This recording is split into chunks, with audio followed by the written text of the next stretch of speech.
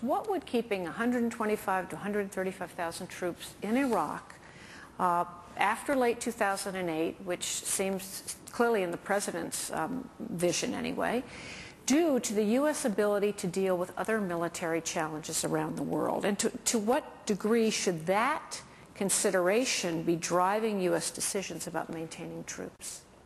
If you believe, as I do, that the United States has vital national interests in Iraq and that a defeat in Iraq would place our national security in jeopardy, then the priority when you are fighting a war is winning the war that you are fighting and not maintaining the resources to deal with possible contingencies that might or might not arise. There's no question but that you pay an opportunity cost when you are fighting a war, and you pay, of course, a tragic cost in lives and a cost in treasure. There's no question about that. If our focus is on keeping our military ready for any possible contingencies, then we will never fight any war. That's how you do that. Anytime you fight a war, you have a problem. The issue should not be about maintaining the abstract readiness of the American military to deal with some contingencies that might or might not arise. The issue is, do you think that America has interests in Iraq that need to be preserved? If you do you think that they require the deployment of American forces to succeed? I believe the answer to both of those questions are yes. If you think that the answer is no, then you should support, some other strategy, and that's fine. But the issue of preserving American military power in the abstract is also not a strategy.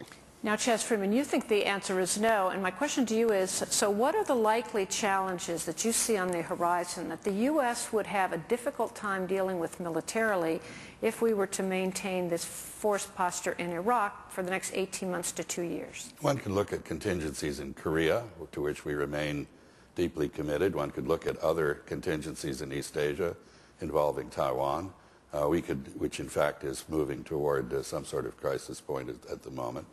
But the issue is not whether we have vital interests in Iraq. Of course we have vital interests in Iraq, but we have vital interests elsewhere.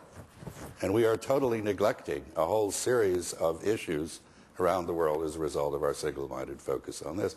I'd like to go back, just if I may, for one moment, to say that one of the reasons that the Sunnis, Arab tribesmen, have been cooperating with us, have decided that we're enemy number 2 instead of enemy number 1, or maybe even enemy number 3, is that they think we're leaving.